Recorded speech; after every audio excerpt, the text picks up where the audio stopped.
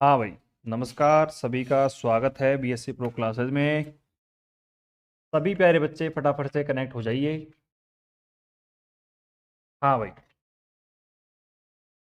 तो आरती कह रही है कि सर थ्योरम 3 की नेसेसरी कंडीशन को एक बार वापस समझा दीजिए। अब थ्योरम 3 कौन सी है? अम, इसके बारे में तो खैर अब क्या सोचे बताओ। एक काम करते हैं, पहले इसको पढ़ लें अपन, और फिर उसके बाद थ्योरम 3 है कौन सी। एक बार आप अब कैसे लिख के बता सकते हो? खैर आप करते हैं उसका समाधान, कोई दिक्कत नहीं है, वो तो कर देंगे। ठीक है, एक बार अपन क्लास ले लेते हैं और जैसे ही क्लास के लास्ट के 10 मिनट रहेंगे आपके डाउट को ले लेंगे। ठीक है, चलो। टेंशन मत लो, जो भी डाउट रहेगा डाउट आउट को तो हम साइड में रख देंगे, इसकी टेंशन मत लो आप। ठीक है, चलो। तो प्यारे बच्चों, अब यहाँ पे हम थ्योरम से स्टार्ट करते हैं। और आज ये थ्योरम नहीं, क्वेश्चन है एक। ठीक है, अब क्वेश्चन है क्या, एक बार पढ़ लेते हैं आराम आराम से। क्या दिक्कत है बताओ। सवाल बोला गया आपसे कि सिद्ध कीजिए कि प्रतिचित्रण एफ सममित ग्रुप Pn से गुणात्मक ग्रुप G डैश 1, -1 पर परिभाषित है कि F alpha is equal to 1 तब होगा जब वो एल्फा समक्रमच है, इवन परमुटेशन है। और यदि एल्फा विषम क्रमच है तो वो मेरे पास -1 होगा। अब यहां पे अगर फोकस किया जाए तो आपको सभी चीजों के बारे में पता है। अगर मैं बात करता हूं यहाँ पे मैपिंग के बारे में, आप सभी को पता है।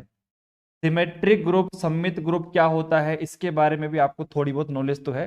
अरे कहने का मतलब है ग्रुप मेरे पास में है और ग्रुप जी है, अब उसकी सारी प्रॉपर्टी उसके पास रहेंगी। सिमेट्रिक ग्रुप सममित ग्रुप लगाने से उस ग्रुप पर कोई फर्क नहीं पड़ेगा। ठीक है, फर्क क्या पड़ेगा वो मैं आपको बता दूंगा अभी जस्ट। ठीक है, मतलब आपके पास ये मान के चलो कि एक नॉर्मल ग्रुप है जिसमें वही 4 से 5 प्रॉपर्टीज उसके अंदर प्रेजेंट होती है। उसके बाद यहां पर ये कह रहा है कि वो जो सममित ग्रुप है Pn से गुणात्मक ग्रुप G डैश पर परिभाषित है। कहने का मतलब क्या है कि आपका जो सिमेट्रिक ग्रुप है ये इस G डैश पर मल्टीप्लीकेशन वाले ग्रुप पर वो क्या हो रहा है, मैप हो रहा है। तो यह साफ सी बात है कि यहां पर साफ साफ बोला गया है गुणात्मक ग्रुप, यानी कि इसमें आप कह सकते हो जो ऑपरेशन यूज लेंगे वो ऑपरेशन डॉट वाला यूज लेंगे। ठीक है, उसके बाद थोड़ा आगे आते हैं, ये मेरे पास में एफ एल्फा। अब यहां पर बात ये आती है कि सर ये हमारे पास में इवन परम्यूटेशन और ओड परम्यूटेशन क्या होते हैं। अब इसके बारे में मैं बताऊंगा नहीं आप सभी को, क्योंकि मैंने परम्यूटेशन ग्रुप पढ़ा दिया है, क्रमचय ग्रुप पढ़ा दिया है। आपने वहां पे देखा कि जब हम इवन परम्यूटेशन की बात करते हैं तो वहां पर जो सेट बनते हैं, अगर वो 1 2 3 ओड बने तो ओड परम्यूटेशन, अगर वो इवन बने तो इवन परम्यूटेशन। सही है कि नहीं है? तो जिस बच्चे ने क्रमचय नहीं पढ़ा है उस बच्चे को इस क्वेश्चन में दिक्कत आ सकती। दिक्कत इतनी बड़ी नहीं आएगी, लेकिन एक होता है ना कि यार कुछ चीज पढ़ी हुई हो और वो पढ़ी हुई चीज आपके पास दोबारा आ जाए तो आप कह सकते हो कि हाँ भाई ये आती है मेरे को। तो वहां पे क्या है कि समझने में थोड़ी आसानी रह जाती है। लेकिन यहाँ पे अगर सपोज करो जिसने क्रमचय के बारे में नहीं पढ़ा तो वो तो ये सोच रहा होगा यार क्रमचय कितना बड़ा टॉपिक है, कैसा है, समझ में नहीं आ रहा। क्रमचय इस पूरे ग्रुप का सबसे सिंपल टॉपिक है, क्रमचय परम्यूटेशन। अब नहीं पढ़ा है तो वो तो हार्ड लगेगा ही लगेगा। ठीक है, चलो। तो मेरे हिसाब से देखो, इवन परम्यूटेशन, ऑड परम्यूटेशन, सम क्रमचय, विषम क्रमचय, गुणात्मक ग्रुप, ये सब कुछ आपको यहां पर पता चल चुका है। ठीक है, और इसके नीचे भी देखो और बातचीत की गई आपसे। तो प्रतिचित्रण एफ ग्रुप Pn से ग्रुप G डैश पर आच्छादक समाकारिता है। तो यहां पर ये आपसे बोला गया है कि यहां पर आपको समाकारिता होमोमॉर्फिज्म प्रूफ करनी है, लेकिन उसके साथ साथ आपको ऑन टू आच्छादक, समझ गए ना आप, ऑन टू वो वाली प्रॉपर्टी भी हमें प्रूफ करनी पड़ेगी। चलो ठीक है, तो अब यहां पे आपको मेरे हिसाब से हर एक वर्ड में क्लेरिफिकेशन है, किसी भी वर्ड में किसी प्रकार की कोई मेरे हिसाब से दिक्कत नहीं है। ठीक है, एक बार इंग्लिश मीडियम वाले बच्चों के लिए भी सवाल को पढ़ देते हैं। Show that the mapping of symmetric group Pn onto multiplication group G dash, और G डैश क्या है 1, -1। डिफाइन किस प्रकार है, इस प्रकार डिफाइन है कि एफ एल्फा बराबर 1 होगा जब इवन परम्यूटेशन होगा, -1 होगा जब ओड परम्यूटेशन होगा। एंड आपसे बोला गया है कि इन Pn में is a homomorphism onto G dash, मतलब ये मेरे पास जो Pn है ये G डैश पर होमोमॉर्फिज्म है, समाकारिता, लेकिन कौन सी, ऑन टू समाकारिता। ये आपको प्रूफ करना है। ठीक है, तो सबसे पहले तो हमारा काम यही होता है कि हम किसी भी थ्योरम को बिल्कुल तह तक समझें कि वो थ्योरम कहना क्या चाहती है। हमने इस थ्योरम में जितने भी वर्ड यूज हुए हैं सभी के बारे में एग्जैक्ट पता चल गया हमें, क्योंकि देखो होमोमॉर्फिज्म हम जानते हैं, ऑन टू क्या होता है जानते हैं, ओड परम्यूटेशन, इवन परम्यूटेशन, सब कुछ हम जानते हैं। अगर कोई बच्चा इनमें से कुछ नहीं जानता है, आपके पास नोट्स अवेलेबल हैं, तुरंत पीछे पलटो पेज और पढ़ लो उसको, 1 मिनट का काम है, अगर आपकी इच्छा है तो। बाकी उसमें फायदा आपका है, मेरा फायदा नहीं है। चलो भैया यहां पर हम प्रूफ करना स्टार्ट करते हैं। चलो थोड़ी बहुत फॉर्मेलिटी जो करनी पड़ती है, जो दिया गया होता है उसको लेट करके लिखना पड़ता है, ये थ्योरम की लैंग्वेज का एक पैटर्न है। अगर आपने एग्जाम में इसको नहीं लिखा, डायरेक्ट सवाल करने बैठ गए, समझ लेना आपका खेल खत्म वहीं पे हो जाएगा। आप अगर ओवर स्मार्ट बनने की कोशिश करो तो फिर वो मत बनना, मैं अभी कह रहा हूं आपसे। ठीक है, चलो तो प्यारे बच्चों, माना कि मेरे पास कोई मैपिंग थी, एफ मेरे पास कोई मैपिंग है जो कि Pn से कहां डिफाइन है, G डैश के अंदर, और G डैश आपको पता है कि 1, -1 पर निम्न प्रकार परिभाषित है। ये आपको दे रखा है कि यहाँ पे एफ एल्फा 1 होगा जब ये इवन परम्यूटेशन होगा, -1 होगा जब ये ओड परम्यूटेशन विषम क्रमचय होगा। ये तो दिया गया है आप सभी को। तब हमें सिद्ध करना है कि f एक आच्छादक समाकारिता है। Then we prove that f is an, ये गलत लिख रखा है यहाँ पे है ना, होमोमॉर्फिज्म है, ठीक है, एन ऑन टू होमोमॉर्फिज्म। अब ये पता नहीं क्या लिख रखा है यहाँ पे, छोड़ो उसको। तो प्यारे बच्चों, अब हमारे दिमाग में ये बात सेट हो गई कि मुझे आच्छादक समाकारिता ऑन टू होमोमॉर्फिज्म प्रूव करना है। तो कहने का मतलब मेरे दिमाग में ये बात आई कि यार अच्छा होमोमॉर्फिज्म करना है, तो होमोमॉर्फिज्म भी हम जानते हैं कैसे करना है, ठीक है, और ऑन टू भी मैं जानता हूँ कैसे करना है, ठीक है, चलो कर देते हैं फिर, आओ फटाफट। तो यहाँ पे मैंने क्या करा कि मैंने 2 एलिमेंट माने, और आपको पता है कि समाकारिता को प्रूफ करने के लिए 2 एलिमेंट तो मुझे चाहिए होते हैं, और मिनिमम चाहिए हो, तो उनके अलावा हम काम नहीं कर पाएंगे। प्रॉपर्टी जानते हो यार। उसके बाद मैंने कहा कि भाई 2 एलिमेंट है एल्फा और बीटा जो कि Pn में बिलोंग करते हैं, ठीक है। केस नंबर फर्स्ट हमने देखा कि भैया मेरे पास यदि अल्फा एवं बीटा समक्रमचय है। अब मैं कह रहा हूं कंडीशन मान के चल रहे हैं, केस फर्स्ट है ये, हमने 2 एलिमेंट माने अल्फा बीटा, और वो कहां बिलोंग करते हैं, Pn के अंदर, ठीक है ना। और यहाँ पे केस नंबर फर्स्ट है यदि अल्फा एवं बीटा समक्रमचय है, केस नंबर फर्स्ट, एवं बीटा एक विषम क्रमचय है। ये क्या कंडीशन है, यहां पे यदि अल्फा एवं बीटा समक्रमचय है एवं बीटा एक विषम क्रमचय है, तब ये कंडीशन, मतलब समझ नहीं आई मेरे यार, कि यहां पे अल्फा एवं बीटा को समक्रमचय मान लिया, मतलब इवन परम्यूटेशन डिफाइन कर दिया, और बोला गया आपसे कि बीटा एक विषम क्रमचय है। तो देख लेते हैं इसने क्या कहा हमसे कि भैया मेरे पास में जो एलिमेंट है, 2 एलिमेंट है, एक तो अल्फा एक बीटा है, उसमें हमने क्या करा, पहले तो अल्फा और बीटा दोनों को हमने समक्रमचय मान लिया, उसके बाद हमने बीटा को विषम क्रमचय मान लिया। देखते हैं क्या कहानी बनती है, आ जाओ।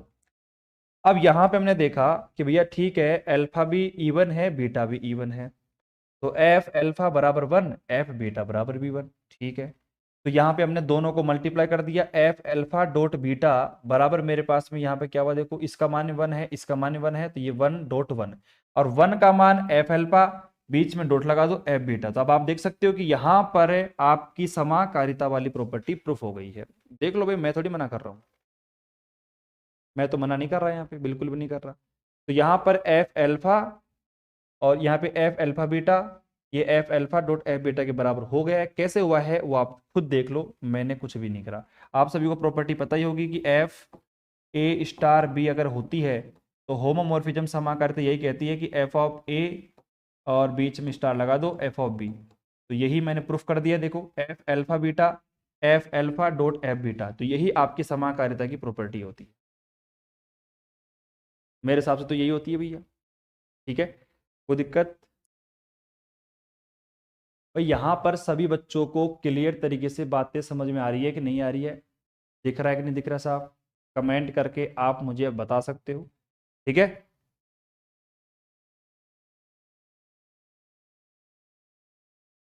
दिख तो रहना सभी को?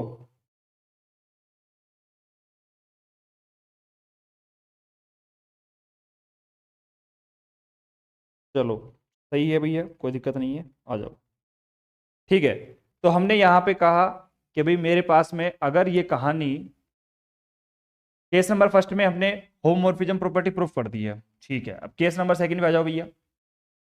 केस नंबर सेकंड पे मैं आया, यदि अल्फा एक समक्रमच है एवं बीटा एक विषम क्रमच है, अल्फा इवन बीटा ओड, तो यहाँ पे एफ अल्फा बराबर 1 और एफ बीटा बराबर माइनस का 1, तो यहाँ पे देखो एफ अल्फा डॉट बीटा बराबर माइनस का 1, तो 1 डॉट माइनस का 1, तो ये कितना आ जाएगा F alpha dot F beta. तो ये आप देख सकते हो कि यहाँ पर मेरे पास में प्रॉपर्टी प्रूफ हो गई, कौन सी? आपकी होमोमॉर्फिज्म समाकारिता की। फिर हमने कहा केस नंबर थर्ड में कि अल्फा मेरे पास में ओड है और बीटा इवन है, तो परम्यूटेशन देख लो आप, एफ अल्फा माइनस का 1 बीटा। अब आप देख सकते हो कि यहाँ पर केवल और केवल फॉर्मेलिटी चल रही है, तो यहाँ पे देखो इसको इस बार -1 मान लिया, तो एफ अल्फा एफ बीटा, फिर आपकी होमोमॉर्फिज्म प्रूफ हो गई। केस नंबर फोर्थ मेरे पास में, यदि अल्फा एवं बीटा दोनों विषम क्रमच हैं, तब ये मेरे पास में एफ अल्फा माइनस का 1 एफ बीटा माइनस का 1, तो आप देख सकते हो। अतः एफ एक आच्छादित समाकारिता है। बताओ अभी सवाल में क्या था?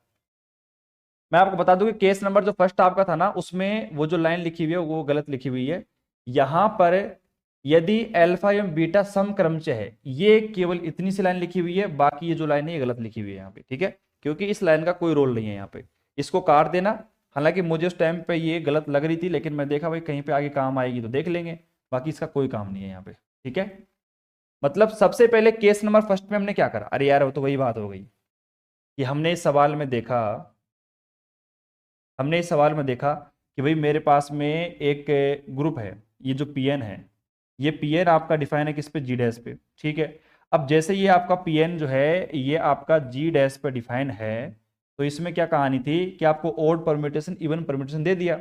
अब आधे से बच्चे तो यहीं पे घबरा गए कि इवन परम्यूटेशन ओड परम्यूटेशन को सोल्व कैसे करेंगे, इनका आंसर कैसे लेके आएंगे। सोल्व करने के लिए हमने सिंपल क्या करा कि यहां पर दो एलिमेंट मान लिए अल्फा और बीटा, और इसमें हमने होमोमॉर्फिज्म को प्रूफ करना है, तो साफ सी बात है हमारे पास चार केस बन गए। पहला केस ये है कि मैंने अल्फा और बीटा को दोनों को क्या ले लिया, इवन, मतलब दोनों को प्लस ले लिया। उसके बाद यहां पर एक अल्फा फिर बीटा, एक को माइनस एक को प्लस, उसके बाद यहाँ पे अल्फा बीटा, इसको प्लस इसको माइनस, और फिर लास्ट में हमने अल्फा और बीटा को दोनों को माइनस ले लिया। चारों कंडीशन में हमने होमोमॉर्फिज्म की प्रॉपर्टी को प्रूफ करवा दिया है, और आप देख सकते हो कि हमारे पास में ऑन टू होमोमॉर्फिज्म उस कंडीशन में आपके ग्रुप के लिए प्रूफ हो चुका है। बताओ किसी को दिक्कत है तो कहने का मतलब ये हुआ कि इस थ्योरम में हमें जो ध्यान रखने वाली बात है वो ये है कि कुछ भी नहीं है इस सवाल में, कुछ नया सीखा आपने? कुछ भी नहीं सीखा, केवल थ्योरम या क्वेश्चन को पहले हमने समझा, समझने के बाद हमने देखा कि यार कुछ भी नहीं है, ये ऑड परम्यूटेशन इवन परम्यूटेशन को दिखा के हमें कंफ्यूज कर रहा है, उसको देखा, फिर प्रूफ कैसे करना है, थ्योरी लिखी, दो एलिमेंट माने, चार केस लिखे, आंसर आ गया। और चारों केसों के अंदर ऐसा कुछ भी नहीं है जो आपको समझ में नहीं आया हो। अगर इस थ्योरम को मैं नहीं भी समझाता, आप इसको नोट्स के माध्यम से भी समझ सकते हो, कोई दिक्कत नहीं है इसके अंदर, समझने कुछ है नहीं इसके अंदर। चलो हम थोड़ा सा आगे चलते हैं, बात क्लियर हो गई है? चलो अब यहां पे हमारे पास हो गया खत्म, पहला केस, दूसरा केस, तीसरा केस, चौथा केस हो गया खत्म। उसके बाद अब हम आगे चलते हैं, और ये आपका सवाल एक और आ गया। देखो मैं क्या कह रहा हूं, जितने भी सवालों की प्रैक्टिस करोगे, आपको जैसे जैसे आगे बढ़ते जाओगे ना, उतनी ज्यादा दिक्कत कम होती जाएगी, क्योंकि आगे बढ़ोगे तो पीछे की प्रॉपर्टीज जो हैं homomorphism, automorphism, endomorphism, isomorphism, kernel of F, ये सब कुछ आपके कदमों में होंगे। और इस कंडीशन में आप कोई सा भी सवाल ले आओगे, आप कहोगे यार ये करा हुआ है, अभी इसमें ये प्रॉपर्टी करनी है, इसमें ये करनी है, इसमें ये करनी है। ग्रुप चैप्टर में और इस चैप्टर में मतलब सरल वाली बात क्या है, सरल वाली बात ये है कि यहां पर क्या प्रॉपर्टी छोटी छोटी है और प्रॉपर्टीज को ज्यादा हेवीली नहीं लेते अपन, नॉर्मली प्रूफ करना होता है। अब आइसोमॉर्फिज्म, एंडोमॉर्फिज्म, होमोमॉर्फिज्म, कोई सी मॉर्फिज्म हो उसके अंदर 2-3 प्रॉपर्टी हैं, 1-1 on 2 और होमोमॉर्फिज्म 3 प्रॉपर्टी प्रूफ करनी पड़ती है। इसके अलावा एक ही प्रॉपर्टी हमने प्रूफ नहीं करी, बताओ। और कभी कभार कर्नल ऑफ एफ का सवाल आ जाता है। तो इस पूरी अगर मैं बात करता हूं आपके होमोमॉर्फिज्म समाकारिता के अंदर, तो शायद कोई सवाल ऐसा हो ही नहीं सकता जो आपको समझ में नहीं आया हो। लेकिन कंडीशन ये है कि आपका जो बेसिक है ग्रुप वाला बेसिक, और सेकंड आपका होमोमॉर्फिज्म की डेफिनेशंस आपको याद होनी चाहिए। अगर ये याद हैं तो ही आप आगे बढ़ पाओगे। ठीक है, तो कमेंट कर दिया करो जब भी आपको लगे कि हाँ आपको समझ में आ गया है, तो डन कर दिया करो आप। ठीक है, तो मैं देख पा रहा हूँ, ठीक है भैया, डन है डन है डन है, कोई दिक्कत नहीं है। कहीं पे दिक्कत आए तो आप कमेंट भी कर दिया करो, उसमें क्या फर्क पड़ता है। चलो अगला सवाल आपके स्क्रीन पर, आपकी कंप्यूटर स्क्रीन पर अगला सवाल आपके सामने पेश है। सवाल क्या है, बहुत ही सावधानी के साथ पढ़ेंगे अपन। देखो सवाल ये है कि एक फंक्शन है और ये मैपिंग डिफाइन कर रहा है। तो मुझे लगता है कि आपको मैपिंग से तो काफी अच्छी दोस्ती आपकी हो गई होगी। अब भाई मैपिंग से आपकी काफी अच्छी दोस्ती हो गई होगी। और आर कोमा प्लस से एक मैपिंग डिफाइन है, कहां पर, आर कोमा डॉट के अंदर। अब आर क्या है, what is the R, R is a real number का सेट। तो रियल नंबर का सेट आर कोमा प्लस है, आर कोमा डॉट में एक मैपिंग डिफाइन है। और बोला गया है कि एफ ऑफ एक्स मेरे पास में वो क्या है, ई की पावर एक्स है, और यहाँ पे X belong to capital R. तो आपसे क्या बोला है, तब सिद्ध कीजिए कि एफ एक तुल्यकारिता है, एफ इज ए होमोमॉर्फिज्म। अब मैं यहां पे चुपचाप खड़ा हूं और मैंने एक बच्चे से पूछा, बता भाई कि तुल्यकारिता आइसोमॉर्फिज्म में क्या प्रॉपर्टी प्रूफ करनी पड़ती है। वो बच्चा खड़ा होता है, सर कुछ भी नहीं है, 1-1 on 2 होमोमॉर्फिज्म, काम खत्म। ये 3 प्रॉपर्टी मुझे प्रूफ करनी पड़ेगी, आपका आंसर आपके कदमों में होगा, आपकी जेब में होगा, ऐसे कह सकते हो। और एक और बात ध्यान में रखनी पड़ेगी, उस बच्चे ने कहा, मैंने कहा बता।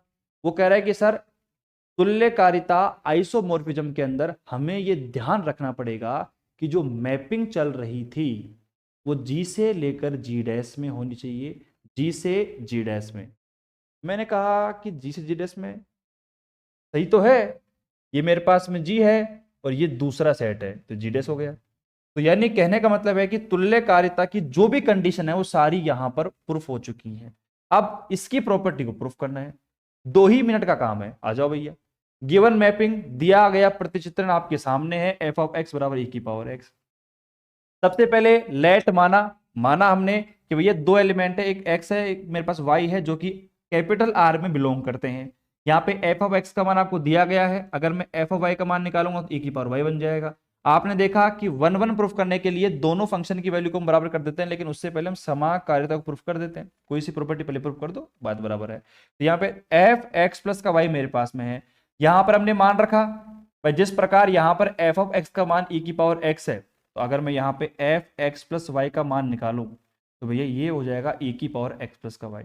दोनों को टुकड़े में तोड़ दो, ई की पावर एक्स डॉट ई की पावर वाई। ई की पावर एक्स का मान कहाँ पे, एफ ऑफ एक्स है, और ई की पावर वाई का मान एफ ऑफ वाई है। तो भैया यहाँ पर क्या था, एफ एक्स प्लस वाई था, और ये टूट चुका है F of X dot F of Y के अंदर। तो भैया आपकी समाकारिता की प्रॉपर्टी प्रूफ हो चुकी है। अब आप देखो ना यार, इनका लेवल क्या है।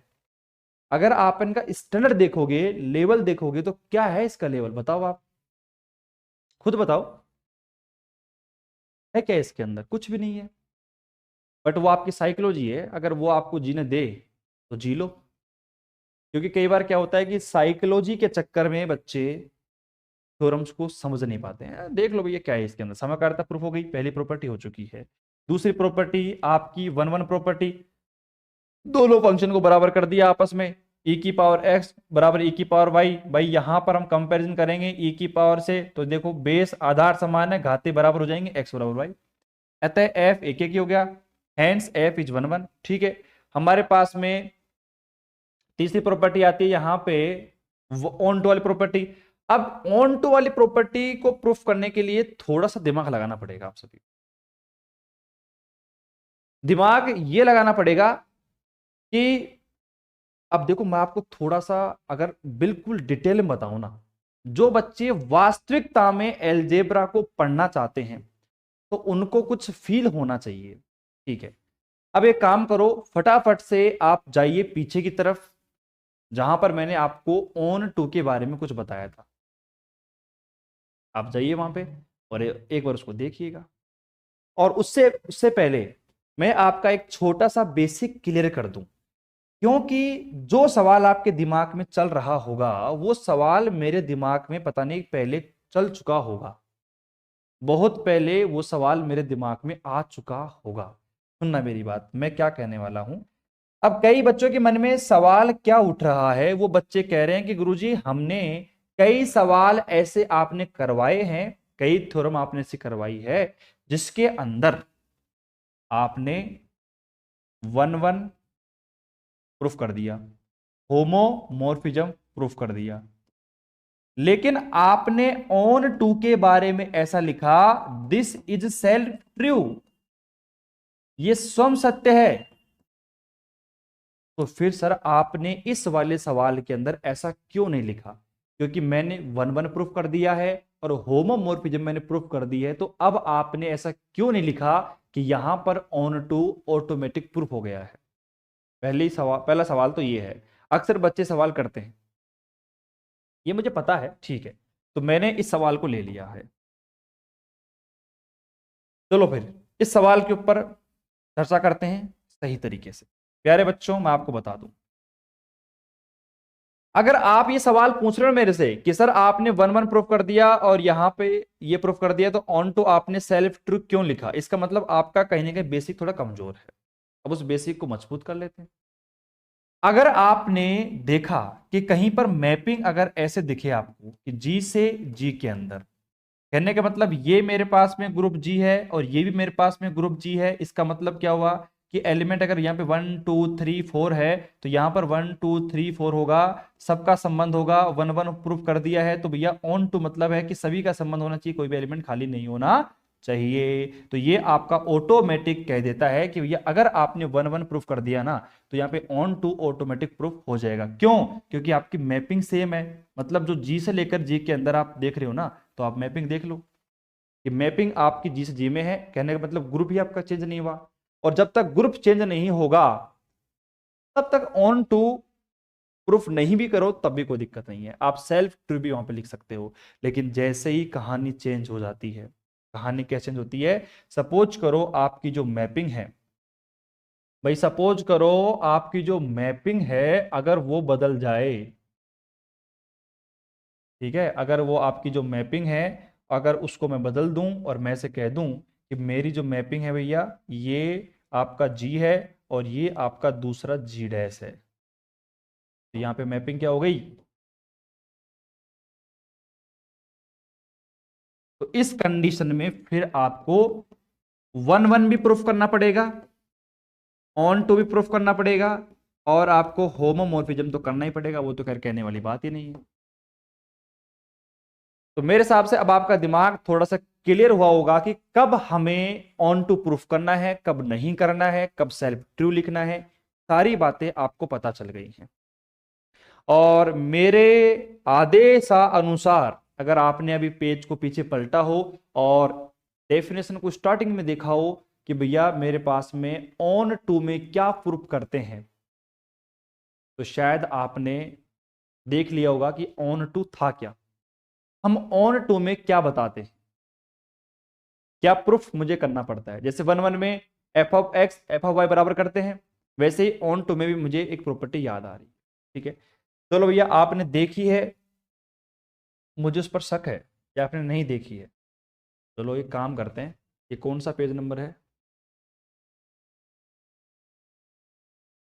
पेज नंबर 37 हम पढ़ रहे हैं प्रेजेंट टाइम में ना। 37 नहीं, हम पीछे ही हैं अभी तो 37 छोड़ो, हम चलते हैं ऊपर। हमारे पास PDF है यार, हम तो कहीं भी आ जा सकते हैं, आज़ाद पंछी हैं, आ जाओ। मेरी रेस्पॉन्सिबिलिटी बनती है कि आपको बताया जाए कि भैया वास्तव में हम आच्छादक ऑन टू प्रूफ करने के लिए क्या करते थे। देख लो आपके सामने बोर्ड पर साफ साफ लिखा हुआ है कि जब हमें ऑन टू आच्छादक प्रूफ करना होता है तो उसके लिए मुझे क्या करना पड़ता है कि ये मेरे पास में एक बी सेट है, मतलब जी डैश है, एक मेरे पास जी है, हमें एक एलिमेंट मानना पड़ता है जो कि जी डैश के अंदर बिलोंग करता है। तो यहां पे देखो बी मेरे पास में एक जी डैश में बिलोंग करता एलिमेंट है, तो B belong to G dash, तब एक अवयव ए बिलोंग टू जी का अस्तित्व इस प्रकार होगा कि एफ ऑफ ए बराबर बी मेरे पास में हो। कहने का मतलब क्या है कि ये मेरे पास में फंक्शन डिफाइन है जी से लेकर किसमें, जी डैश के अंदर है, और हमें यहां पर प्रूफ करना है कि एफ ऑफ ए बराबर एफ ऑफ बी। इसका मतलब क्या था, मैंने आपको डायग्राम के माध्यम से भी बताया था और बहुत ही शानदार तरीके से समझाने की भी कोशिश करी थी कि मेरे पास में एफ ऑफ ए बराबर बी का मतलब क्या है। मैंने आपसे कहा था कि ऑन टू का मतलब क्या है। ऑन टू का मतलब ये है कि अगर मेरे पास में दो, मेरे पास कोई ग्रुप है, एक मेरे पास में आपका ये है जी कोमा स्टार है, और एक मेरे पास अगर जी डैश कोमा ओ है, तो यहां पर ये फंक्शन डिफाइन है आपका एफ। तो ये मैंने माना कि मेरे पास बी कोई एलिमेंट है जो कहां बिलोंग करता है, बी बिलोंग करता है जी डैश के अंदर, ठीक है। और एक कोई एलिमेंट मैंने मान लिया ए, तो ये ए कहां बिलोंग करता है, आपके जी के अंदर। तो अगर मैं यहां पर एफ ऑफ ए निकालूंगा, मतलब ए की मैपिंग निकालूंगा, मतलब इस एलिमेंट की मैपिंग निकालूंगा, तो इस एलिमेंट की मैपिंग प्रेजेंट होनी चाहिए जी डैश के अंदर। अगर एक भी एलिमेंट की मैपिंग प्रेजेंट नहीं होगी, इसका मतलब है कि वहां पर ऑन टू प्रॉपर्टी प्रूफ नहीं होगी। मुझे प्रत्येक एलिमेंट की मैपिंग चाहिए। भाई वन वन का मतलब क्या था, वन वन का मतलब तो यह था कि एक एलिमेंट की मैपिंग एक के साथ में होगी, वो तो वन वन की बात थी। ऑन टू क्या कहता है कि भैया यहां पर एक भी एलिमेंट ऐसा नहीं बचना चाहिए जिसकी मैपिंग वहां पर नहीं हो, तो इस ए की मैपिंग यहां पर होनी चाहिए, और ए की मैपिंग कहां पे, बी में है, तो मैं एफ ऑफ ए बराबर बी प्रूफ कर रहा हूं। मुझे लगता नहीं है कि आपकी कॉलेज में जो बच्चे पढ़ रहे होंगे उनको वास्तविकता में ये पता होगा कि भैया ऑन टू में क्या करना पड़ता है। आप एक बार पूछ लेना, वो आपको केवल इतना बता देंगे कि एफ ऑफ ए बराबर बी, बस इतना बताएंगे। लेकिन आप जब उनसे मतलब पूछोगे कि इस एफ ऑफ ए का मतलब, एफ ऑफ ए बराबर बी का मतलब क्या है, तो वो कहेंगे यार गुरुजी ने इतना ही बताया था मेरे को, हमें केवल इतना ही पता है, हमें इसके बारे में नॉलेज नहीं है। तो आपको पता चला, मैंने हर एक वर्ड का मतलब बताया है, ठीक है।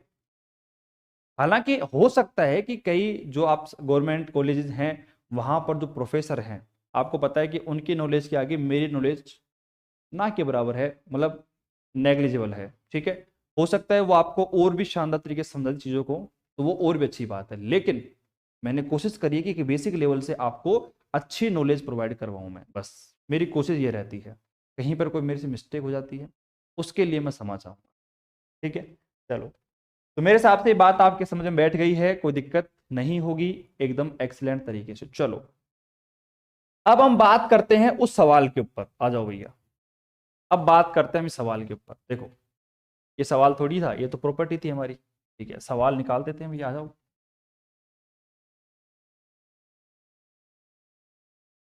यहीं पे थे हम, आ जाओ। ये रही हमारी वो प्रॉपर्टी। अब हमने क्या कहा था, अभी आपसे थोड़ी देर पहले नोट करना हर एक बात को। हमने कहां से एलिमेंट माना था, जी डैश से माना था, बी माना था, एफ ऑफ ए बराबर बी करना था, तो वही देख लेना, कंपेयर कर लेना, बस वही कहानी मान रहा हूं यहां पे मैं।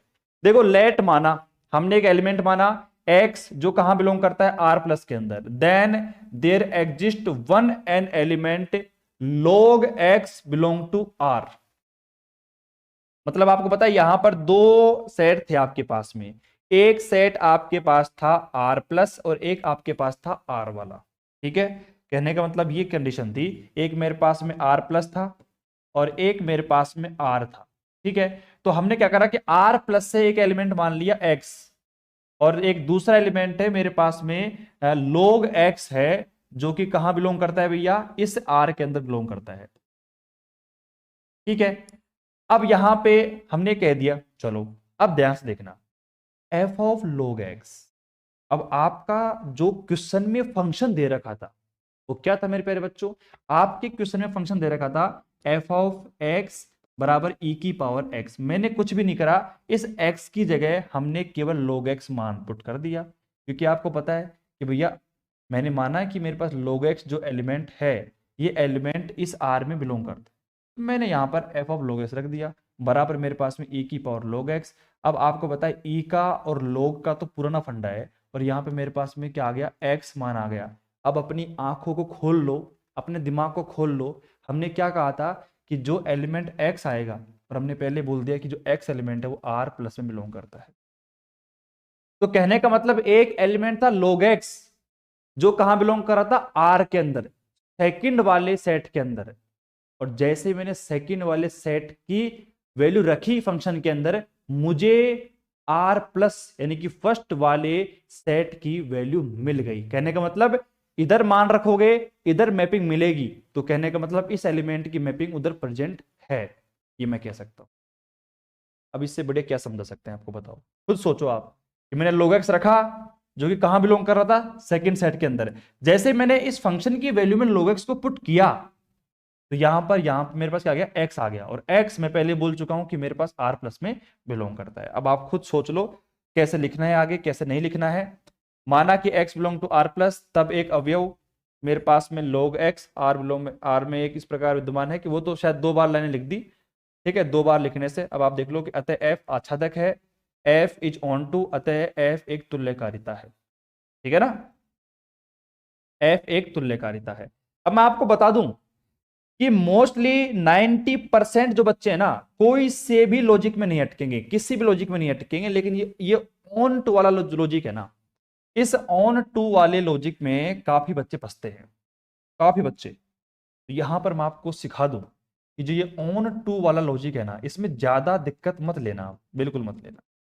ठीक है, पहले तो आपने नॉर्मली प्रॉपर्टी देखी कि ठीक है भाई मेरे पास में जो बी एलिमेंट होगा उसको बराबर करना है ए एलिमेंट के बराबर, ये आपने सीख लिया है। ठीक है, अब जस्ट मैं इस एग्जांपल की बात करूं जो क्वेश्चन मैंने अभी किया, आपने कहा कि एक एक्स एलिमेंट है जो आर प्लस में बिलोंग करता है, एक मेरे पास में log x एलिमेंट है जो कि कहां बिलोंग करता है, आर के अंदर। अब एक बच्चे ने मेरे से सवाल यही पूछ लिया कि गुरुजी आपको कैसे पता चला कि यहां पर log x ही लेना है। सवाल तो सवाल है, बच्चे ने पूछ लिया मेरे से, वो कह रहा है गुरुजी एक बात बताओ, ज्यादा डेढ़ साने मत बनो, ये log x कहां से लिया है आप। मैंने कहा यार वास्तव में बच्चे का सवाल तो अच्छा है, तो फिर मैंने उसको समझाया, बैठ आराम से समझाते हैं तेरे को। देखो log x के बारे में मुझे इंफॉर्मेशन दी है आपके फंक्शन ने। आपको क्या गिवन था, आपको गिवन था भैया f of x is equal to, आपको गिवन था e की पावर में x। तो मैंने इस फंक्शन को देख के आपका वो log x लिया था, समझ गए ना आप। आपको याद हो तो एक सवाल आपने शुरुआत में भी किया था, एक सवाल स्टार्टिंग में, जहां पर अपने फंक्शन को 1/x या कुछ ऐसे माना था, तो आप याद कर लेना। क्योंकि मैंने आपको उस टाइम पे भी कहा था कि हम जब ऑन टू प्रूफ करेंगे ना, तो उसमें हमें जो गिवन फंक्शन होगा उसको देखकर हम डिसाइड करने वाले हैं कि हम सेकंड वाले सेट में कौन सा एलिमेंट माने। अब आपका दिमाग खुल गया ना, अब तो खुल गया होगा। ठीक है, अब इससे ज्यादा दिमाग में आपका नहीं खोल पाऊंगा, ठीक है ना। मैंने आपको इतनी सारी चीजें बता दी हैं रियली में कि अगर आप वास्तव में इन चीजों को समझ नहीं पाओगे ना, तो शायद आपको हवा भी नहीं लगेगी मैंने क्या कहा था। और अगर आप समझ गए हैं तो फिर रियलिटी में इतना शानदार कॉन्सेप्ट आप सीख चुके हैं जो आपके बहुत काम आने वाला है इंप्रेशन बनाने के लिए। ठीक है, चलो तो मेरे प्यारे बच्चों बात क्लियर हो गई। ठीक है, अब थोड़ा हम आगे चलते हैं, आ जाओ। ये अपना सवाल कंप्लीट हो चुका है, उसके बाद हमारा अगला सवाल, सिद्ध कीजिए कि समूह प्रूव दैट, ग्रुप मेरे पास में है, और ग्रुप क्या है भैया, जी और -3 -2 -1 0। अब आपने देखा कि जैसे मुझे ये नंबर दिखे ना, मेरे दिमाग में एक बात आई, यार ये तो पूर्णांक संख्या जो है इंटीजर नंबर्स का सेट है ये, क्योंकि मैंने पढ़ी है पूर्णांक संख्याएं वो माइनस का इन्फिनिटी टू प्लस का इन्फिनिटी चलती हैं, तो मैंने दिमाग में सोचा है ये। अब ये काम आएगा नहीं आएगा ये मुझे पता नहीं है, लेकिन मेरे दिमाग ने कहा कि हाँ ये कुछ उस प्रकार से दिख रही है, ठीक है। तो ये g बराबर मेरे पास में क्या है, माइनस का 3 माइनस का 2 माइनस का 1 0 1 2 3 निम्न समूह के तुल्यकारी हैं, आइसोमोर्फिक टू दी ग्रुप। तो जी डैश बराबर मेरे पास में ये आप देख सकते हो यहाँ पे माइनस का 3m माइनस का 2m माइनस का m 0 ये आपको दे रखा है। या फिर इस प्रकार से भी सवाल आ सकता है, या फिर एग्जाम में ऐसे भी आ सकता है, यदि हमारे पास फंक्शन कैसा है z कोमा प्लस। अब आप देख लो, मैंने सोचा था कि भैया यहाँ पर पूर्णांक संख्याओं को अपन z की फॉर्म में लिख सकते हैं, तो एग्जाम में देखो इसको z कोमा प्लस से tends to M Z comma plus भी आप मैपिंग लिख सकते हो। अब आप देख सकते हो कि मैपिंग तो डिफरेंट है, खुद देख लो आप, मैपिंग डिफरेंट है। और आपको फंक्शन डिफाइन किया हुआ है कि एफ एक्स बराबर एम एक्स है, और यहां पे तब सिद्ध कीजिए कि एफ एक तुल्यकारिता है। अगर मैं यहां पे ऐसा लिख दूं, अगर मैं यहां पे ऐसे लिख दूं कि इसको आप डू सेल्फ खुद पढ़ लेना, तो मेरे हिसाब से कोई दिक्कत नहीं होगी। दिक्कत उन बच्चों को होगी जो केवल और केवल लगातार डेली क्लास लेते हैं और पढ़ते कुछ भी नहीं है। वो सोचेंगे कि यार पता नहीं कैसे होगी थ्योरम, कैसे करेंगे, क्या करेंगे, कुछ पता ही नहीं है। लेकिन जो बच्चे थोड़ी सी प्रैक्टिस कर लेते हैं घर पे, अरे वो कहेंगे गुरुजी इसमें करना ही क्या है, पिछला सवाल जो था और इस सवाल में कुछ भी डिफरेंस नहीं है, वही आपकी तुल्यकारिता पूछी है, आपकी होमोमोर्फिज्म 1 ऑन टू प्रूफ करना है, खत्म। नहीं भी होता है तो आपके पास आंसर प्रोवाइड किया हुआ है। बताओ, तो जैसे ही आपने देखा तुल्यकारिता, भाई मेरे तो देखो यहाँ पे मन में तुल्यकारिता आइसोमोर्फिज्म दिमाग में आते हैं, मेरे पास 3 प्रॉपर्टी आ गई, 1 ऑन टू और होमोमोर्फिज्म, ये मुझे प्रूफ करनी है, काम खत्म। और फंक्शन आपको दे रखा है एफ ऑफ एक्स बराबर एम एक्स, बस क्या करना है बताओ। तो एग्जाम में ये ऐसे भी आ सकता है या फिर ये ऐसे भी आ सकता है।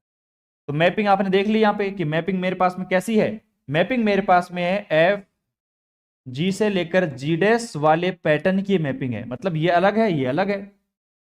अगर ये अलग अलग होंगी तभी तो यहां पर तुल्यकारिता आएगी, अगर ये ऐसा नहीं होता तो तुल्यकारिता का कोई एग्जिस्टेंस यहां पे नहीं होता। इस बात का ध्यान रखना, तुल्यकारिता वहीं पे आ सकती है जहां पर आपका ये वाला कंडीशन होगा। चलो बहुत अच्छी बात है, ये तो हम इसको हटा देते हैं। अब एक ही मिनट के अंदर इसका पूरा आंसर आपके सामने होगा, देखो भैया वही मैपिंग मैपिंग ठीक है। सबसे पहले होमोमोर्फिज्म, ठीक है, हमने क्या कहा, हमने यहाँ पे 3 एलिमेंट मान लिए, एक तो माना x, एक y, एक z मेरे पास। यहाँ पे f ऑफ x जो था वो बराबर दे रखा किसके, mx के। f ऑफ y जो मेरे पास में है वो किसके बराबर है, my के, ठीक है। तो यहाँ पर मेरे पास में f x प्लस वाई लिख लिया मैंने, तो ये क्या हो गया मेरे पास, f x प्लस वाई का मान क्या था, फंक्शन के हिसाब से रखना पड़ेगा, तो f x plus Y m multiply x plus का y, mx my M X का मान एफ एक्स एफ वाई। अब बताओ मैं क्या समझाऊं इसके अंदर, मैं क्या समझाऊं, बट मैं एक बात आपसे कह सकता हूं कि आप जब भी सवाल को करो तो आप उसमें गिवन फंक्शन का ध्यान रखना, जो फंक्शन उसमें दे रखा है ना उसी का यूज करके आपको चीजों को सोल्व करना है। मतलब उसमें जो फंक्शन आपको दे रखा होगा, जैसे इसमें फंक्शन दे रखा है आपको एफ ऑफ एक्स बराबर एम एक्स, तो इसी को ध्यान में रखते हुए आपको चीजों को सोल्व करना है। जैसे कि ये मेरे पास में एक तरीके से क्या है, एफ ऑफ एक्स ही तो है ये, तो ये इसको जब मैं ओपन करूंगा तो ये कैसे होगा, एम मल्टीप्लाई एक्स की फॉर्म में। तो देख लो आप, ये तरीका ध्यान रखना, इस फंक्शन के अकॉर्डिंग ही हम चीजों को सोल्व करेंगे, इस बात का विशेष तौर पर ध्यान रखोगे तो ही फायदेमंद रहेगा आपके, ठीक है। इसको मिटा दो फिर फटाफट से, तो यहां पे ये मेरे पास आ गई, तो इसको मिनिमाइज कर दो। यहां पर अतः एफ एक समाकारिता है, hence F is a homomorphism, ठीक है। अब देख लीजिए यहां पर अगली प्रॉपर्टी 1 एफ एक्स बराबर एम वाई एफ वाई, तो मेरे पास देखो एम, यहाँ पे एम से एम कैंसिल, कौन सा नियम लगा यहाँ पे लगाया आपका वाम निरसन नियम, आपके लेफ्ट कैंसिलेशन लो से एम को एम को मैंने कैंसिल कर दिया, एक्स बराबर वाई, ये आपको करना होता है। उसके बाद आच्छादक, अब आप देख लो यहां पर लेट माना कि मेरे पास में एक एलिमेंट है एम एक्स जो कि कहां बिलोंग करता है एम जेड के अंदर, देन देयर एग्जिस्ट और इस सिंबल का मतलब समझ रहे हो ना आप, then there exist one element X कहां बिलोंग करता है, जेड के अंदर। ठीक है, देखते हैं क्या कहानी है। माना कि प्रत्येक जो M X belong to M Z में है, तब एक अवयव आपका, दो बार लिखी हुई है ना, मतलब वो इंग्लिश में लिखा हुआ था, हिंदी में लिखा हुआ था। यहाँ पर हमारे पास क्या गया, एफ एक्स बराबर एम एक्स, ये आपका फंक्शन दे रखा है, मुझे पता है। ठीक है, तो यहाँ पे hence F is onto, hence F is one one homomorphism, अतः एफ आच्छादक समीकरण है। कुछ समझ में नहीं आया मेरे तो कहानी यहाँ पे क्या कर रहा है यहाँ पे इन्होंने। यहाँ पर ऑन टू आच्छादक किस प्रकार प्रूफ किया गया है। अच्छा, यहाँ पर कुछ भी नहीं है क्या। अगली थ्योरम तो शायद आपको नाम से फेमस है, केले पर में नाम देखो यार थ्योरम का, केले थ्योरम। मैं भी पहली बार खूब हंसा था जब इसका नाम सुना था मैंने। हाँ भाई, अब सुनो मेरी बात, इसमें क्या कहानी है, सुनना ध्यान से। अब अगर आप थोड़ा सा फोकस करो तो इस थ्योरम का जो आंसर है इन्होंने थियोटिकल पोर्शन में ही प्रोवाइड करवा दिया है। अब थोड़ा फोकस करना। सबसे पहली बात तो इसमें क्या लिखा गया है उस पर ध्यान दो। माना कि प्रत्येक एम एक्स कहां बिलोंग करते हैं, एम जेड के अंदर। ठीक है, तब एक अवयव मेरे पास में क्या है, एक्स बिलोंग टू जेड में है। तब इस प्रकार होगा कि एफ एक्स बराबर एम एक्स। अब कहने का मतलब है कि यहां पे आपका जो फंक्शन डिफाइन किया गया था एफ एक्स बराबर एम एक्स, तो जो हमारे पास वैल्यूज निकल के आने वाली है, क्योंकि थोड़ा सा ध्यान देना कि भाई जो मैपिंग आपको प्रोवाइड की हुई थी ना, उस मैपिंग के हिसाब से हमें काम करना पड़ेगा। तो मैपिंग क्या थी, एक बार मैं आप देख लेता हूं दोबारा से।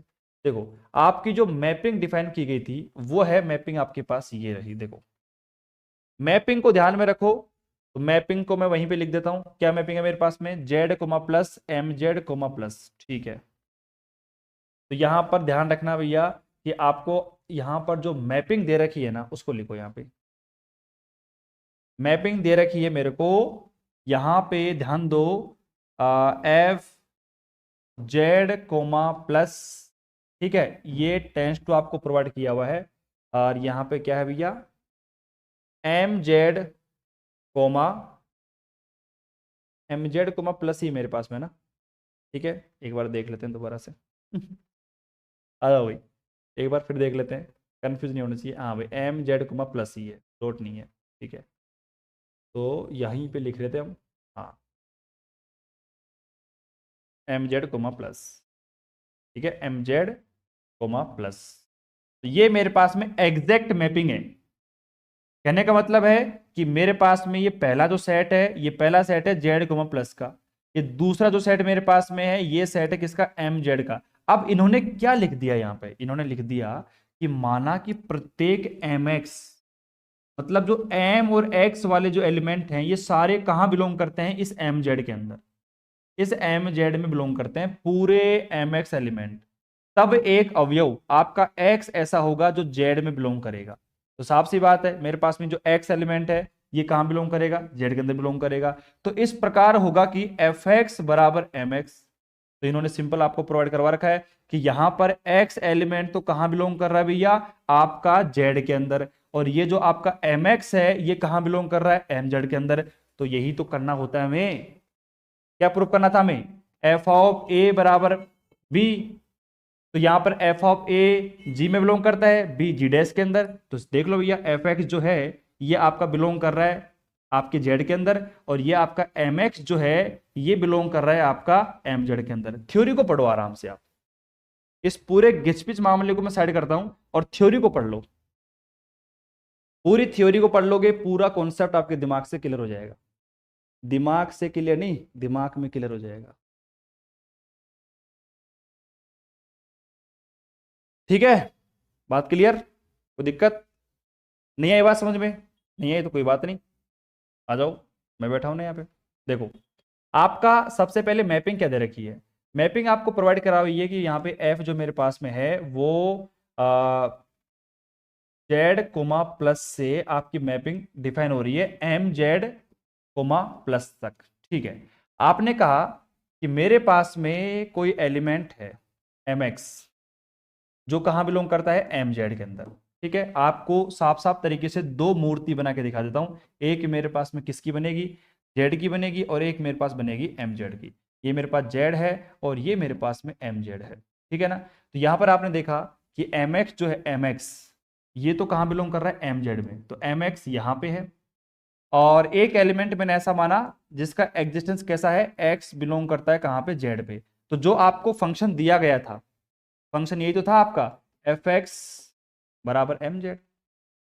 एफ एक्स बराबर यहाँ पर एम एक्स था, लेकिन यहाँ पर देखो एम एक्स मेरे पास कैसे है, एम जेड के बराबर है, तो एफ एक्स बराबर M Z, sorry M Z नहीं, एम एक्स लिखेंगे। तब आप देख लो कि यहां पर जो एक्स एलिमेंट है ये कहां बिलोंग कर रहा है, आपके जेड के अंदर। और जो आपका एम एक्स एलिमेंट है वो कहां बिलोंग कर रहा है, आपके एम जेड के अंदर। तो आपको प्रूफ क्या करना होता था, यही तो प्रूफ करना होता था आपको, कि एफ ऑफ ए बराबर बी। तो यही तो प्रॉपर्टी, आप देख लो भाई, मैंने कुछ नहीं कहा है, बस मैं तो केवल और केवल प्रॉपर्टीज को यूज कर रहा हूं, बस मैं तो कुछ भी नहीं कह रहा इसके अंदर। तो आपका वन वन वाली प्रॉपर्टी कह रहा हूं मैं आप सभी से कि वन वन वाली प्रॉपर्टी बाकी सभी प्रॉपर्टी से थोड़ी डिफरेंट है। टीचर है ना, बहुत सारे टीचर देखे हैं मैंने, हमको भी बहुत सारे टीचरों ने पढ़ाया है, वो केवल हाँ ठीक है ऐसे कर लेना, ऑन टू हो गया हो गया हो गया, ठीक है हम भी समझ हो गया। लेकिन जब थोड़ा दिमाग लगाया कि यार कैसे हो गया है, कुछ समझ में नहीं आ रहा क्या कंडीशन हो गई यहाँ पे। कभी कभार, अब आपको पता है गिनती के 2-3 सवाल होते हैं, 2-3 सवालों को हम रट भी सकते हैं, ठीक है, लेकिन फिर मैंने देखा कि यार कुछ ना कुछ दिमाग लगाते हैं और कॉन्सेप्ट को क्लियर करते हैं। तो आप देख सकते हो कि कॉन्सेप्ट आपका शानदार तरीके से क्लियर हो चुका है, ऐसा मुझे लगता है। अगर आप भी मेहनत नहीं करोगे तो आपका भी कॉन्सेप्ट वहीं का वहीं रह जाएगा जहां पे मेरा पहले रह गया था। ठीक है, चलो, तो एक काम करते हैं, बस आज के लिए इतना ही पढ़ेंगे, और फिर कल हम पढ़ेंगे आते ही हमारी केले प्रमेय को। ठीक है, very very very important theorem है केले थ्योरम। अब ज़्यादा यहाँ पे पोर्शन में से बचा नहीं है, अगर मैं बात करूँ लगभग 40 पेज तो हमने कवर कर लिए हैं, और 30-40 पेज और हैं इसके अंदर। तो इस कुल मिला के फिर हमारी जो सेकंड यूनिट है पूरी खत्म हो जाएगी दोनों पार्ट के साथ। समाकारिता खत्म, उसके बाद में आपका नॉर्मल सब ग्रुप आ जाएगा। तो संडे जो आ रहा है अपना, उस संडे को हम अपना पहले जो सब ग्रुप वाला टॉपिक है ना, सब ग्रुप, उसको पढ़ेंगे पहले, क्योंकि सब ग्रुप पढ़ेंगे तभी जाके आपको नॉर्मल सब ग्रुप समझ में आएगा। तो इसलिए पहले उसको पढ़ेंगे, उसके बाद उस चैप्टर पे आएंगे। ठीक है, उम्मीद करता हूं कि हर एक थ्योरम जब आप फ्रेश मूड से पढ़ने बैठोगे, हर एक थ्योरम आपके दिमाग में क्लियर होगी और शानदार तरीके से समझ में भी आएगी। ठीक है, चलो आज के लिए इतना ही। और बाकी आरती कह रही थी किसी थ्योरम के बारे में, वो थ्योरम कौन सी थी। अब थर्ड थ्योरम की बात करूं तो वैसे तो मेरे को कैसे पता चलेगा कि थर्ड थ्योरम है कौन सी। एक बार मैं निकालता हूं ऊपर से कि थर्ड थ्योरम अगर मुझे मिल जाए तो अच्छी बात है। मतलब मैं यहाँ ऊपर से देख रहा हूँ, बता देना मेरे को कि भाई कौन सी क्या थ्योरम है ना। ठीक है, यहाँ पे तो एग्जाम्पल आ गया, ठीक है, और ये एग्जाम्पल था, ये क्वेश्चन आ गया, ठीक है, और ये तो क्वेश्चन ही था अपना।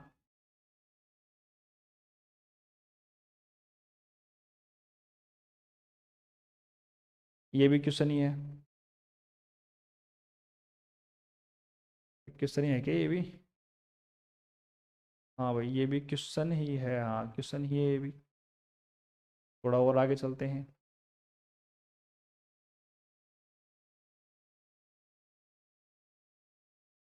हाँ भाई पहली थ्योरम है ये, ठीक है, ये मेरी पहली थ्योरम है, पहली हो गई। उसके बाद ये दूसरी हो गई,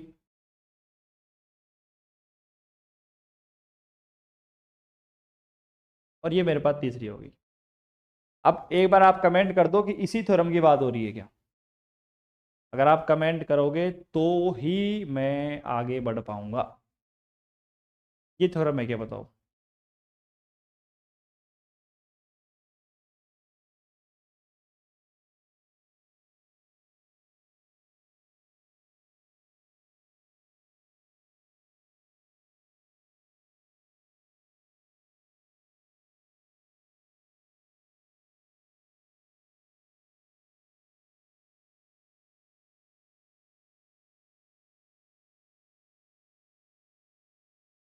हाँ भाई चलो, यही थ्योरम है, बिल्कुल ठीक है। अब यहाँ पे हम देखते हैं भाई थ्योरम क्या है, मुझे कौन सा याद है थ्योरम के बारे में, ठीक है। थ्योरम क्या कह रही है, इसको पढ़ लेते हैं एक बार, आ जाओ। ये थ्योरम ऐसे कह रही है कि सिद्ध कीजिए किसी ग्रुप जी में प्रतिचित्रण एफ, और आपको पता है मैपिंग मेरे पास में सेम टू सेम है, और एफ ऑफ एक्स मेरे पास में है, और एक्स इनवर्स आपको फंक्शन डिफाइन किया हुआ है, ठीक है। अब यहां पे देखो कि स्वीकारिता होगी यदि, अब आपने देखा कि यहाँ पे क्या है, स्वीकारिता है। स्वीकारिता को जैसे ही पढ़ लो आप, ऑटोमोर्फिज्म, ऑटोमोर्फिज्म में आपने देखा कि भैया सिंपल सी बात है, मेरे पास में ये जो मैपिंग है जिस जी में डिफाइन हो गई, ठीक है। उसके बाद यहाँ पे यदि और केवल यदि एक कर्म बिन में होगा, तो आपको पता है कि यहाँ पर जैसे ही यदि और केवल यदि लगेगा तो आपको इफ एंड ओनली इफ लगाना पड़ेगा, और यहाँ पर हम एक प्रॉपर्टी प्रूफ करेंगे इसके अंदर, दूसरी को दूसरी के अंदर प्रूफ करेंगे। चलो देखते हैं। तो यहाँ पे सबसे पहले जो मेरे पास में नेसेसरी कंडीशन है उसमें क्या करना पड़ेगा कि मेरे पास ये मैपिंग है, और हम ये मान के चल रहे हैं कि ये स्वीकारिता है, ठीक है। ये मान के चल रहे हैं, और हमें सिद्ध करना है कि ये कर्म विनिमय है। ये मेरे पास में क्या है, आपकी कर्म विनिमय प्रॉपर्टी को फॉलो करते हैं, ठीक है। चलो हमने क्या करा कि दो एलिमेंट मान लिए, एक मेरे पास में x, एक मेरे पास y है। एफ ऑफ एक्स बराबर एफ ऑफ वाई, अब ये कहाँ से आए, आपको दे रखे, ये एफ ऑफ एक्स का मान x इनवर्स आपको दे रखा है, तो एफ ऑफ वाई का मान भी होगा। तो यहाँ पर हमने दोनों को एक साथ लिख दिया, F of X Y, if इस एफ ऑफ एक्स का मान x इनवर्स और इसका मान y इनवर्स। हम जब इनवर्स को एक साथ लिखेंगे तो इनका सीक्वेंस ऑटोमेटिक चेंज हो जाएगा, ये पावर, क्योंकि आपको पता है माइनस को जब अंदर लेके आते हैं तो इनका सीक्वेंस ऑटोमेटिक वही का वही आ जाएगा। हमने इनको पैक कर दिया, ये देखा एफ एक्स वाई बराबर एफ वाई एक्स, आप देखा कि भाई यहाँ पर अगर बराबर लिखोगे तो एक्स वाई बराबर वाई एक्स, और यही आपकी क्रम विनिमयता प्रॉपर्टी जो आपकी कम्युनिटी लॉ होता है वो यही तो कहता है कि ए डॉट बी बराबर बी डॉट ए। तो ये आपका पहला जो कंडीशन है वो आपका प्रूफ हो चुका है, ठीक है खत्म। उसके बाद दूसरी कंडीशन थी इसमें सफिशिएंट कंडीशन। इसमें क्या था कि मैं यहां पर माना कि एफ जी से जी में ये मेरे पास एफ ऑफ एक्स बराबर X inverse for all X belong to G एक प्रतिचित्रण है, एवं यह भी माना कि जी क्रम विनिमय है, इसमें कम्युटेटिव प्रॉपर्टी को मान लिया गया है, और अब हमें प्रूफ करना है कि जो आपका प्रतिचित्रण है वो आपकी स्वीकारिता है, ठीक है। अब बच्चे इसमें कंफ्यूज क्यों होंगे, मैं आपको बताता हूं। बच्चे कंफ्यूज इसलिए होंगे क्योंकि हमने जब स्टार्टिंग में देखा था तो वहां पर स्वीकारिता की कोई भी प्रॉपर्टी नहीं लिखी हुई थी कि स्वीकारिता ऑटोमॉर्फिज्म को प्रूफ करने के लिए हमें क्या करना पड़ेगा, ऐसा कुछ था। ठीक है, चार लाइन समझ में नहीं आई तो एक बार आप कमेंट करो कि आपको सफिशिएंट कंडीशन की बात समझ में नहीं आई, या फिर जो ऊपर वाली लाइन अपने पास में जो नेसेसरी कंडीशन है उसकी समझ में नहीं आई। आप एक बार बताओ मेरे को, फिर उस हिसाब से काम करें। बाकी मैं इसको पूरा एक्सप्लेन कर देता हूं एक बार। तो बच्चे सोचते हैं कि भाई स्वीकारिता जब आई ऑटोमॉर्फिज्म तो उसमें केवल और केवल वहां पे जब स्टार्टिंग में हमने बेसिक पढ़ा था तो केवल जी से लेकर जी में डिफाइन है इतना ही बताया था, बाकी इसमें करना क्या है ये नहीं बताया। मैं आपको बता दूं कि जितनी भी प्रॉपर्टी है ना आपकी, ऑटोमॉर्फिज्म, स्वीकारिता और आपकी तुल्यकारिता, ये जितनी भी प्रॉपर्टी हैं सभी के अंदर वन वन ऑन टू और होमोमॉर्फिज्म प्रूफ करनी पड़ेंगी, आपको करनी पड़ेंगी वो आपको, ठीक है। लेकिन फर्क सिर्फ इतना है कि जब मैपिंग समान हो, जी से जी में मैपिंग हो, तो वहां पर ऑन टू प्रॉपर्टी नहीं करनी पड़ती है, बस फर्क सिर्फ इतना है। उसके बाद हमने देखा यहाँ पे आगे की तरफ कि भाई आपको यहाँ पर कर्म विनिमयता प्रॉपर्टी दे रखी है, यह आपकी समाकारिता। तो सबसे पहले हम समाकारिता प्रूफ करेंगे, तो देखो मेरे पास एक्स वाई बिलोंग टू जी मेरे पास में है, तो यहां पर आप देखो एफ ऑफ एक्स का मान एक्स इनवर्स मेरे पास, एफ ऑफ वाई का मान वाई इनवर्स मेरे पास, ठीक है। हमने क्या करा कि यहाँ पर एफ ऑफ एक्स बराबर ले लिया, तो देखो अब यहाँ पे एफ ऑफ एक्स वाई बराबर मेरे पास में है। अब यहाँ पे देखो जैसे मैंने यहाँ पे एफ ऑफ एक्स वाई को लिया, तो मुझे पता है कि यहाँ पर एफ ऑफ एक्स का मान और एफ ऑफ वाई का मान मेरे पास में क्या है, एक्स इनवर्स है वाई इनवर्स है। तो जब मैंने यहाँ पे इन दोनों का मान रखा एक साथ, दोनों को एक साथ मान रखना पड़ेगा यहाँ पे, तो आप देख लो कि यहाँ पे कितना आएगा, एक्स था यहाँ पे वाई था, इनवर्स बाहर है, तो यहाँ पे मैं लिख दे, क्या दिक्कत बताओ इसके अंदर। तो एफ ऑफ एक्स वाई का मान, एफ ऑफ एक्स और एफ ऑफ वाई का मान कितना है, मल्टीप्लाई करोगे तो यही तो आएगा, तो मैंने लिख दिया यहाँ पे ऐसे कैसे, ठीक है। उसके बाद आपने देखा कि भाई इनवर्स को जब मैं अंदर लेके आता हूं तो भैया वाई इनवर्स आगे आ जाएगा और एक्स इनवर्स पीछे चल जाएगा, ठीक है। उसके बाद यहां पर एफ ऑफ एक्स वाई मेरे पास में है, तो यहाँ पे देखो वाई इनवर्स का जो मान है वो क्या है मेरे पास, ऊपर एफ ऑफ वाई है, बीच में डॉट आ जाएगा, और ये मेरे पास में एक्स इनवर्स की जो वैल्यू है वो मेरे पास एफ ऑफ एक्स है, ठीक है। तो यहाँ पर आप देखो एफ एक्स डॉट वाई बराबर F of X dot F of Y. ये मेरे पास जी क्रमविन में हो गया, मतलब जी मेरे पास क्रमविन में है, तो इस एफ ऑफ वाई को आगे ले आओ, इसको पीछे ले जाओ, कैसे भी कर लो। तो ये मेरे पास में क्या आ गया, समाकारिता। और समाकारिता की प्रॉपर्टी यही तो कहती है कि भैया डॉट आना चाहिए बीच में, खत्म। उसके बाद में 1 1 के लिए तो आप सभी को पता ही है, दोनों बराबर कर दो, आपस में बराबर आ गया। और एक एक की आपको पता है सेल्फ हो ही जाएगा। तो बताओ इस थ्योरम में क्या था।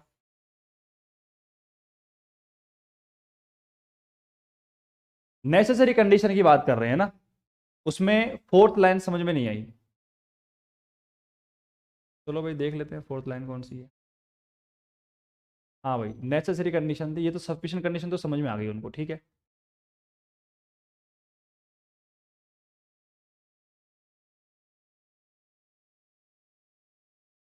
अच्छा ये वाली लाइन आपकी समझ में नहीं आई भाई, यहां पे सुना मेरी बात, अब सुनो सुनो सुनो ध्यान सुनो। चलो एक बार बताते हैं आपको बिल्कुल क्लियर तरीके से, अगर आपको समझ में नहीं आया है तो ठीक है। देखो सबसे पहले तो हमने क्या कहा कि भाई मेरे पास में एक्स एलिमेंट है, वाई एलिमेंट है, जो कि जी में बिलोंग करते हैं, ठीक है। और जी मेरे पास क्या है, जी एक ग्रुप ही है, ग्रुप समूह, ठीक है। फिर उसके बाद जो फंक्शन दे रखा था एफ ऑफ एक्स बराबर X inverse, F of Y बराबर वाई इनवर्स, ठीक है। हमने क्या करा कि यहां पर नाउ अब हमने एफ ऑफ एक्स वाई यानी कि एक्स और वाई को दोनों को मल्टीप्लाई किया है, तो आपको पता है कि यहां पर मेरे पास में क्या आ जाएगा भाई, एफ ऑफ एक्स और एफ ऑफ वाई, इनको हम ओपन करके लिख सकते हैं, क्योंकि आपको पता है कि अभी प्रेजेंट टाइम में मेरे पास में आपकी जो प्रॉपर्टी है कौन सी, स्वीकार्यता वाली प्रॉपर्टी, ये मैं मान के चल रहा हूं, मुझे केवल क्रम भिन्नता प्रूफ करनी है। तो स्वीकार्यता के अंदर होमोमॉर्फिज्म ऑटोमेटिक आती है, तो यहाँ पे एफ एक्स वाई को मैं यहाँ पे ऐसे लिख सकता हूँ। तो यहाँ पे एफ एक्स का मान एक्स इनवर्स, एफ वाई का मान वाई इनवर्स मैंने लिख दिया। इसको जब आप पैक करके लिख दोगे तो ये मेरे पास में वाई एक्स इनवर्स मेरे पास में है, जब पैक करके लिखोगे तो ये इनका जो सीक्वेंस है वो आपका चेंज हो जाएगा, ठीक है। अब यहां पर बच्चे का कमेंट ये है कि गुरुजी यहां तो ठीक है, लेकिन आपने इस वाई एक्स इनवर्स को आपने यहां पर एफ ऑफ वाई एक्स कैसे लिख दिया। अब मैं आपको बताता हूं, सुनना ध्यान से। इसका मतलब क्या है, कंडीशन क्या है और क्यों हमने लिखा है। क्योंकि आपको पता है कि भाई मेरे पास में अगर कोई ग्रुप है, मेरे पास में कोई ग्रुप है, तो ग्रुप के पास पहली प्रॉपर्टी क्लोजर, दूसरी एसोसिएटिविटी, तीसरी आइडेंटिटी, चौथी प्रॉपर्टी होती है इनवर्स प्रॉपर्टी। कहने का मतलब यह है कि अगर कोई ग्रुप है और उसमें इनवर्स एलिमेंट का एग्जिस्टेंस है, क्योंकि आपने पहले ही बोला है कि एक्स और वाई जो एलिमेंट है दोनों जी में बिलोंग करते हैं, ग्रुप के अंदर बिलोंग करते हैं, और अगर ग्रुप में बिलोंग करेंगे तो भाई मेरे पास में उनका इनवर्स एलिमेंट अगर होगा, तो इनवर्स एलिमेंट के साथ साथ उनके मेन एलिमेंट का भी यहां पे एग्जिस्टेंस होगा। अब आप खुद सोचो कि यहां पर मैं वाई एक्स इनवर्स को हम यहां पर वाई एक्स में कैसे लिख पा रहे हैं, कैसे लिख पा रहे हैं बताओ।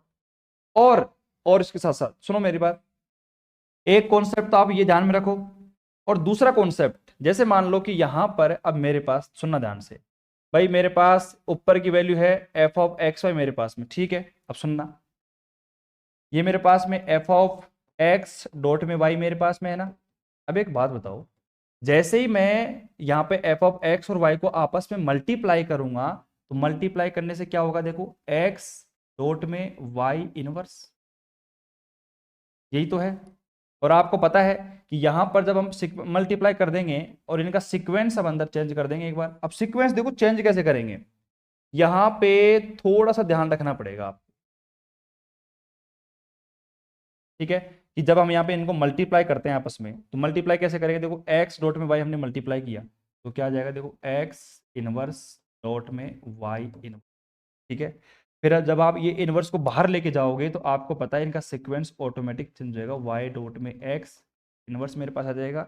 और ये आपको पता है कि भैया F of X dot Y है, ये वाई डॉट एक्स इनवर्स के बराबर होता है, तो या वाई डॉट एक्स इनवर्स की जगह मैं एफ ऑफ एक्स वाई लिख सकता हूँ, लिख सकता हूँ, देख लो आप आराम से, कोई दिक्कत नहीं है। बताओ अभी यहाँ पे कोई दिक्कत है, किसी को दिक्कत। तो बस इसी कॉन्सेप्ट का यूज किया है मैंने यहाँ पे, और सिंपल लिख दिया, और यहाँ पे ये एक्स वाई बराबर हमारे पास वाई एक्स आ गया। ठीक है, कोई दिक्कत किसी को? तो मतलब यहां पे जो मेन आपको दिक्कत आ रही थी कि सर आपने यहां पर, अब आपको देखो यहाँ पे साफ साफ लिखा हुआ था पहले भी कि अगर मेरे पास कोई एलिमेंट एक्स वाई है, अगर वो जी में बिलोंग करता है तो वाई एक्स भी एलिमेंट जी में बिलोंग करेगा, और साथ साथ में इनवर्स एलिमेंट अगर किसी ग्रुप जी में बिलोंग कर रहा है तो उसका मुख्य एलिमेंट भी भैया जी में बिलोंग करेगा ही करेगा, करेगा, साफ सी बात है। तो बताओ यहां पर किसी को दिक्कत है? तो भाई मेरे हिसाब से कोई दिक्कत नहीं है। भाई मेन कॉन्सेप्ट यही था यहाँ पे कि अगर मेरे पास कोई दो एलिमेंट है एक्स और वाई, मेरे पास दो एलिमेंट है, देखो बातचीत कर रहे हैं तो आराम से कर लेते हैं, अपन को जल्दी किस बात की है, ठीक है। मेरे पास दो एलिमेंट है एक्स और वाई एलिमेंट है जो कि जी में बिलोंग करते हैं। अब आपने वहां पर लिख दिया कि भैया मेरे पास में एफ ऑफ एक्स वाई बराबर, मेरे पास में क्या था यहाँ पे लिखा हुआ था, वाई डॉट में एक्स का इनवर्स, अब ये लिखा हुआ था। अब देखो मध्य बुंदी तो आप भी नहीं हो और मैं भी नहीं हूं, ठीक है। तो कहने का मतलब है आपको पता है मुझे पता है कि अगर यहाँ पे मुझे अपनी कर्म विनिमयता प्रॉपर्टी को अप्लाई करना है, इससे कम्यूटेटिव लॉ को फॉलो करवाना है, तो मुझे ए डॉट बी बराबर बी डॉट ए लाना पड़ेगा। कहने का मतलब अगर यहाँ पे एक्स वाई लिखा हुआ है तो मुझे उस साइड में वाई डॉट में एक्स चाहिए होगा, ये मुझे लाना पड़ेगा। ये तो मुझे पहले ही पता चल चुका है, लेकिन मैं अब लाऊं कैसे? अब साफ सी बात है कि कोई एलिमेंट अगर एक्स वाई है, वो जी में बिलोंग कर रहा है, तो इसका उल्टा वाई डॉट एक्स भी जी में बिलोंग करेगा। तो यहां पे अगर मैं यहाँ पे एफ ऑफ वाई डॉट में एक्स ले लूं, तो यहां पे आपके पास वैल्यू दी हुई थी एफ ऑफ वाई की, एफ ऑफ एक्स की, तो यहां पर क्या था मेरे पास में, वाई डॉट में एक्स का इनवर्स, और ये आपको चाहिए था। तो वाई डॉट एक्स इनवर्स की जगह आप क्या लिख दो यहाँ पे, वाई डॉट एक्स वाई बराबर एफ ऑफ वाई डॉट में एक्स। तो यहाँ पे अब कंपेरिजन करवा दो, एक्स वाई बराबर वाई एक्स। क्योंकि अब देखो ये दिमाग कहां से लगेगा, ये जो एक्स्ट्रा फालतू का दिमाग लगाना पड़ रहा है हमें, ये दिमाग लगेगा आपकी प्रॉपर्टी को ध्यान में रखते हुए। आपको अगर याद है कि मुझे इस प्रॉपर्टी का यूज करना है और मुझे यही लाना है, तो आपको दिख रहा है साफ साफ कि यहाँ पे एक्स वाई है, तो मुझे यहाँ पर वाई एक्स लाना पड़ेगा, तभी जाके मैं कर्म विनिमयता प्रॉपर्टी को फॉलो करवा सकता हूं। बस था क्या इसके? मुझे लगा कि बच्चों को समझ में आ जाएगा, लेकिन नहीं आया, कोई बात नहीं। इस प्रकार जैसे आपने पूछा है, अगर कहीं दिक्कत आती है, डाउट आता है, तो मेरे से पूछ लिया करो, ताकि हम प्रत्येक थ्योरम को शानदार तरीके से चीज़ों को समझते हुए चले। समझ में आ गई बात? कंप्लीट? तो दिक्कत कमेंट कर दो अगर दिक्कत है किसी को, तो हम आगे चलते हैं। आगे तो क्या चलेंगे, फिर कल पढ़ेंगे अपन जो मेरी थ्योरम है, केले थ्योरम, उसको कल पढ़ेंगे।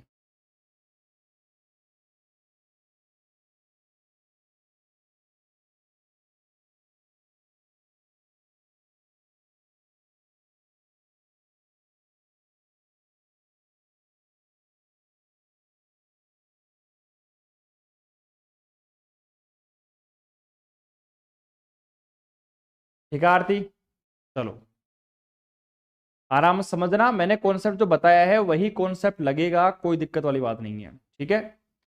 अब अगर आपकी दिक्कत होगी ना, अब सुनो मेरी बात, जहां तक मैं आपके दिमाग को समझ पा रहा हूं, आपका दिमाग ये कह रहा होगा कि सर यहां पर अगर मैं किसी एलिमेंट की बात करता हूं, सुनो ध्यान से, आपका दिमाग अगर वहां तक पहुंच पा रहा है तो मैं वहां तक भी पहुंच गया हूं पहले ही, ठीक है। आपका दिमाग आपसे ये कह रहा होगा कि अगर सपोज करो हम यहां पर कर्म विनिमयता की प्रॉपर्टी को यूज कर रहे हैं, या फिर कह सकते हैं कि उसको प्रूफ करने वाले हैं, ठीक है। मतलब हम इस प्रॉपर्टी को तो प्रूफ कर रहे हैं, इस प्रॉपर्टी का यूज नहीं कर सकते, बात सही है कि नहीं है? तो यहां पर फिर हमने इस एक्स वाई बिलोंग टू जी को यहां पर वाई एक्स बिलोंग टू जी कैसे लिख दिया, मतलब हमने इनका ऑर्डर कैसे चेंज कर दिया। अरे यार एक बात हो, यहां पे जब हमने एलिमेंट का ऑर्डर चेंज करा तो यहां पर कर्म विनिमयता प्रॉपर्टी से कोई मतलब ही नहीं है हमें। क्यों मतलब नहीं है? अरे यार साफ सी बात है, अब जैसे मैं हूं और मैं अपने घर में बिलोंग करता हूं, ठीक है, तो उसके साथ साथ मेरे भाई भी हैं, बहन भी हैं, चाचा भी हैं, ताऊ भी हैं, पापा हैं, मम्मी, सब मेरे घर में बिलोंग करते हैं, ठीक है। अब मैं अगर अपने घर में से दूसरे कमरे में, तीसरे कमरे में, किसी भी कमरे में चेंज हो जाऊं, तो वहां पर रहेगा तो वही ना कि भाई मैं अपने घर में यानी कि कैपिटल जी में बिलोंग करता हूं, चाहे मैं किसी भी कंडीशन में हूं, मतलब चाहे मैं बाहर वाले कमरे में हूं, अंदर वाले में हूं, किसी भी कमरे में हूं, लेकिन मैं हूं तो अपने घर के अंदर ही ना। तो यहां पर एक्स वाई एलिमेंट जी में बिलोंग करते हैं, तो वाई एक्स हो चाहे एक्स वाई हो, सारे एलिमेंट जी में बिलोंग करेंगे। बस इसका ध्यान रखना पड़ेगा आपको। बस आपका दिमाग यहीं पे सोच रहा होगा कि सर एक्स वाई को वाई एक्स क्यों लिख दिया, क्योंकि क्रम भिन्नता प्रॉपर्टी तो हम प्रूफ कर रहे हैं या करने वाले हैं, तो इस प्रॉपर्टी यहां पे ये प्रॉपर्टी नहीं लगी है, यहां पर केवल हम एलिमेंट को जी में बिलोंग करवा रहे हैं और वहीं से हमारा काम भी हो चुका है। अगर ये बात आप समझ पाए हो तो शायद आपका जो मन में डाउट था वो भी क्लियर हो गया होगा। ठीक है, चलो, धन्यवाद।